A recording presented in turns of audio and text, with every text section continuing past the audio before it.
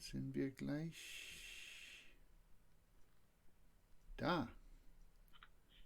Okay, tschüss. Guten Morgen, Pastor Tim von Bibel Baptisten Gemeinde Hamburg-Stellingen. Wir grüßen dich heute Morgen. Der Herr ist auferstanden. Wie wir sagen, er ist wahrhaftig auferstanden. Preist den Herrn. Heute an diesem Auferstehungssonntag werden wir Johannes 20, 1 bis 8 zusammenlesen. Johannes Evangelium, Kapitel 20, 1 bis 8 an diesem Auferstehungssonntag. Bevor wir das betrachten, lasst uns zusammen beten dann. Lieber himmlischer Vater, danke für dein kostbares Wort. Sprich zu uns daraus, so jemand hier unter uns ist heute ohne Christus.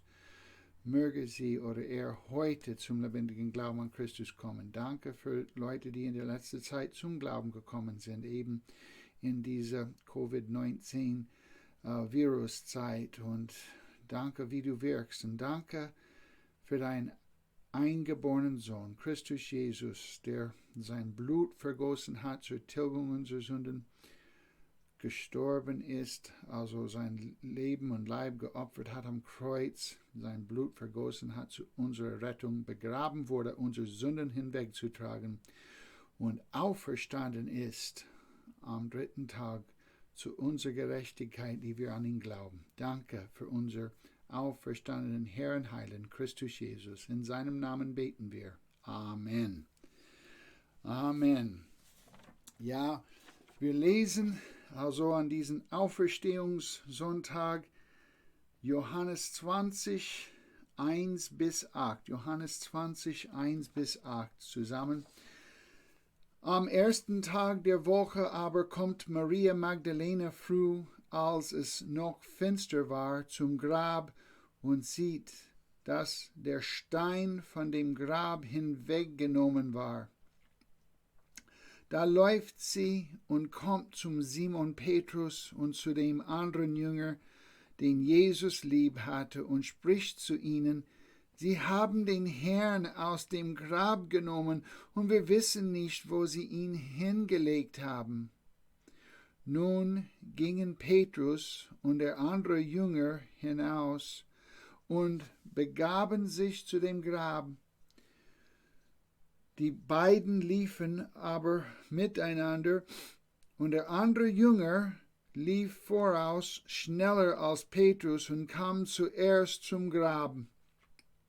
Und er beugte sich hinein und sah die leinenen Tücher daliegen, ging jedoch nicht hinein. Da kommt Simon Petrus, der ihm folgte, und geht in das Grab hinein und sieht die Tücher daliegen und das Schweißtuch, das auf sein Haupt war, nicht bei den Tüchern liegen, sondern für sich zusammengewickelt an einem besonderen Ort.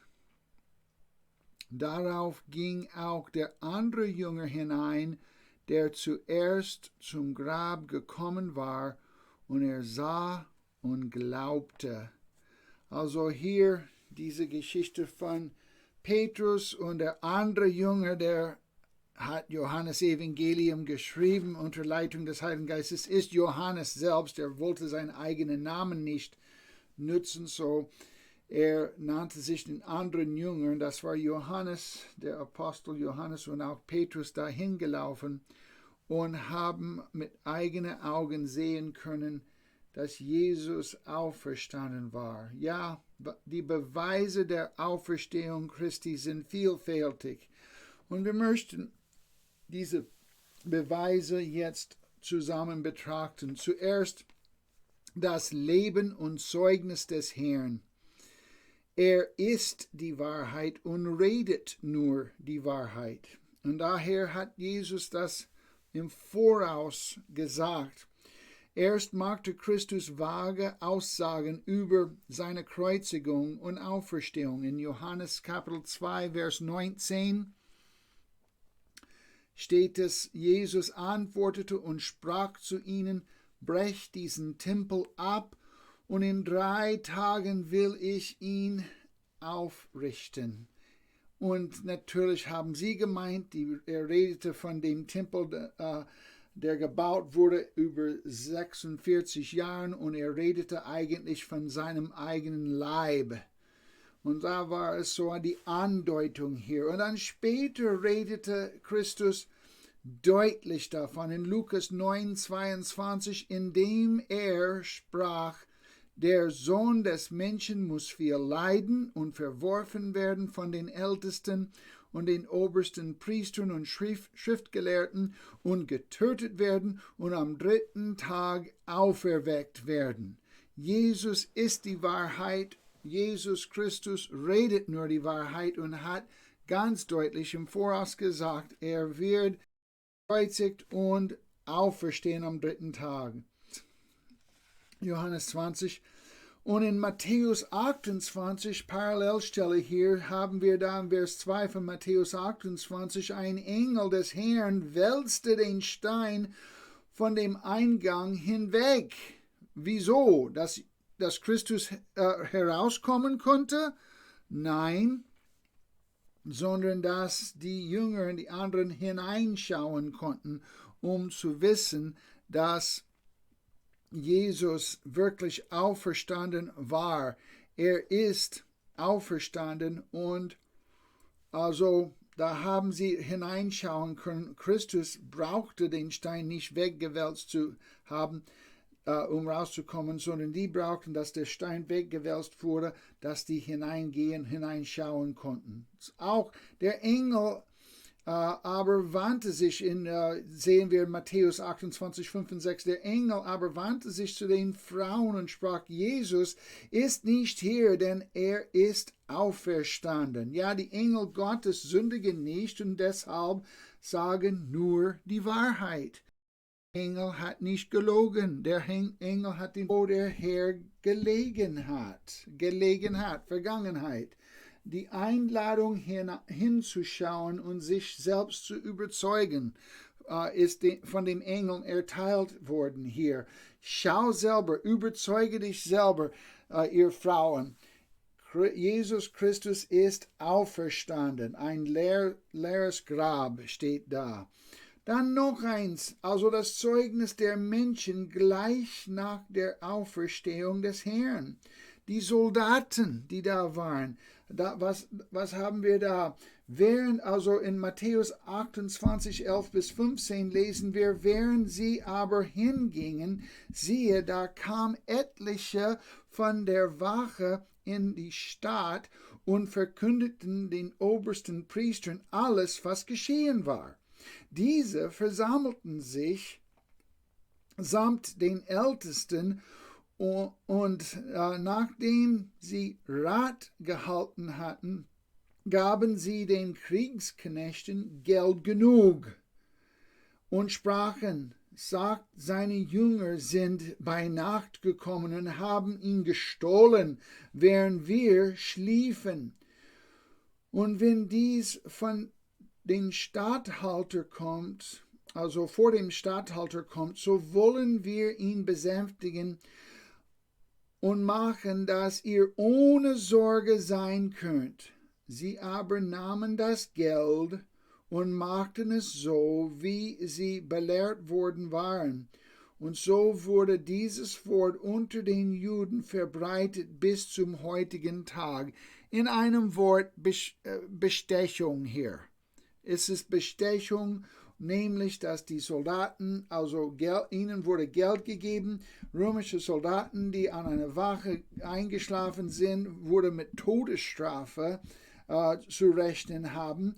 Aber das also vor dem Statthalter, ihm wurde Geld gegeben, wiederum Bestechung, und alles also, dass das also verheimlicht wäre, und dass dann die Leute, die nicht glauben wollten, würden dann das hören, was hier gesagt wurde, und würden sagen: ja, die Jünger haben sein Leiche gestohlen. Und das ist leider, was wir heute häufig begegnen, sind Leute, die nicht glauben. Heißt nicht, dass die nicht an Christus glauben können. Es heißt, sie wollen nicht an Christus glauben. Und egal, was man ihnen sagt, die glauben nicht.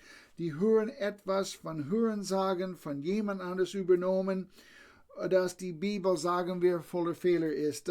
Dass also von Menschen geschrieben, alle diese Aussagen, was im Volksmund häufig steht, und man weiß, das ist, was die glauben wollen. Und das Wort wollen ist ganz, ganz wichtig hier.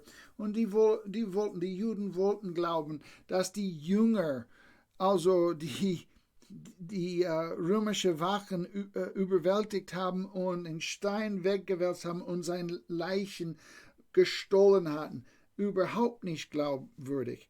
Überhaupt nicht zu glauben. Aber das ist, was Leute glauben wollten. Und dann haben wir also dann die Jünger, sie hatten nie geglaubt, dass Jesus körperlich, also leiblich, physisch auferstehen würde oder könnte. Zum Beispiel Maria wurde völlig überrascht. Christus bemühte sich, sie nicht zu erschrecken. In unser Haupttext hier, Johannes Kapitel 20, ab Vers 15, lesen wir, Jesus spricht zu ihr, Frau, warum weinst du? Wen suchst du? Sie meint, es sei der Gärtner und spricht zu ihm, Herr, wenn du ihn weggetragen hast, so sage mir, wo du ihn hingelegt hast, und ich will ihn holen. Jesus spricht zu ihr, Maria. Da wendet sie sich um und spricht zu ihm, Rabboni, das heißt Meister. Jesus spricht zu ihr, rühr mich nicht an, denn ich bin noch nicht aufgefahren zu meinem Vater. Geh aber zu meinen Brüdern und sage ihnen, ich fahre auf zu meinem Vater und zu eurem Vater und zu meinem Gott und zu eurem Gott. Also Maria wurde völlig überrascht, dass Jesus auferstanden war. Sie meinte, er wäre der Gärtner. Und dann, es heißt da, Vers 17, rühre mich nicht an. Eigentlich heißt das, lass los, Maria. Sie hat ihn umarmt. Sie hat seine Füßen, also ihn umarmt und festgehalten. Und er musste ihr sagen, du musst loslassen. Er musste hingehen, sein Blut zum Opfer vor dem Vater zu bringen, bevor er zurückkommen würde. Und also die Jünger zu begegnen, die ihn auch anfassen durften. Nachher. Aber dann kommen wir zu Johannes und Petrus. Die anderen Jünger waren gleicherweise erstaunt. Da haben wir unseren Text hier gelesen, in unser Haupttext in Johannes 20, 1 bis 10. Und da kommen wir also dahin, Vers 7 möchte ich hier kurz betonen. Und das Schweißtuch, das auf seinem Haupt war, nicht bei den Tüchern liegen, sondern für sich, und das Wort zusammengewickelt. Intulasso auf Griechisch heißt das. Und dieses Wort intulasso, zusammengewickelt an einem besonderen Ort, das heißt buchstäblich an dieser Stelle zusammengefallen, also in sich zusammengefallen. Und darum steht es im Vers 8, darauf ging auch der andere Jünger, also Johannes, hinein, der zuerst zum Grab gekommen war, und er sah und glaubte. Was sah er? Er sah den Textil um seinen Körper an einem Ort und getrennt dieses Tuch, was um sein Haupt, um seinen Kopf gewickelt war, direkt an dem einfach in sich zusammengefallen, intulasso, und er konnte wahrscheinlich etwas von seinem Gesicht gestalten, die Augenbrauen, Nase, Kinn, also eventuell etwas davon noch merken, zu wissen, das hätte niemand machen können, der sein Leiche einfach gestohlen hatte. Das hätte niemand machen können.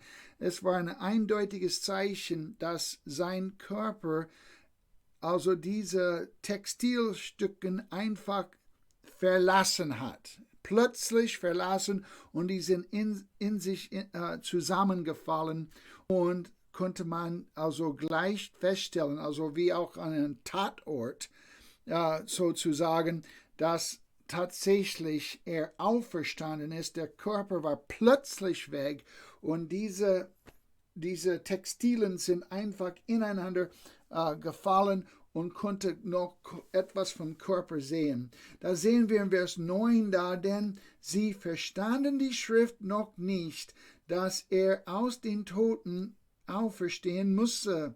Nun gingen die Jünger wieder heim. Also auch die Jünger auf dem Weg nach Emmaus waren überrascht. Du kennst vielleicht die Geschichte in Lukas Evangelium 24 ab Vers 13.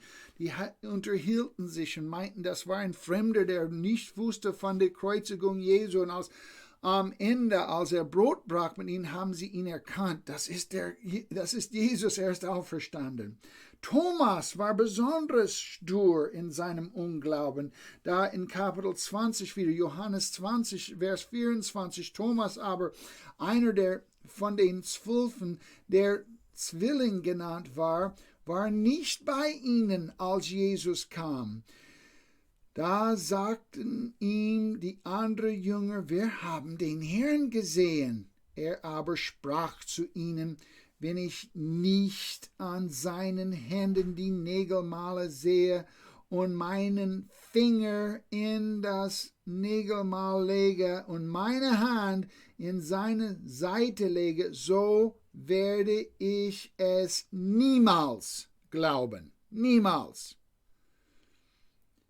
Wie die andere bezeugte auch Thomas später, aber als Jesus ihm erschienen ist, sagte, fass mich ruhig an, Thomas, die Nägelmale, meine Seite, lege deine Hand da, hier in diesem Kapitel. Thomas später in seinem Glauben an den auferstehenden Herr, was sagte er? Er betete an, Vers 28, und Thomas antwortete und sprach zu ihm, mein Herr und mein Gott.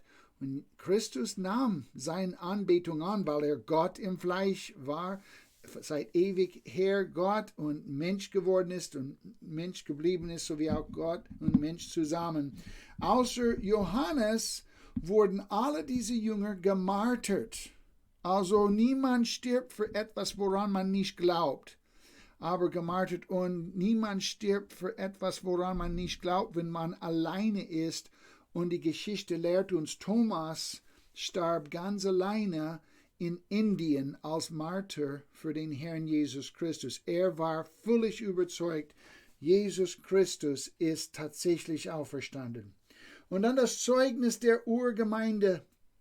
Das Zeugnis der Urgemeinde haben wir in Apostelgeschichte 2, 36 und 41. So soll nun das ganze Haus Israel mit Gewissheit erkennen, dass Gott ihn sowohl zum Herrn als auch zum Christus gemacht hat, eben diesen Jesus, den ihr gekreuzigt habt. Vers 41, diejenigen, die nun bereitwillig sein Wort aufnahmen, ließen sich taufen und wurden an jenem Tag etwa 3000 Seelen hinzugetan.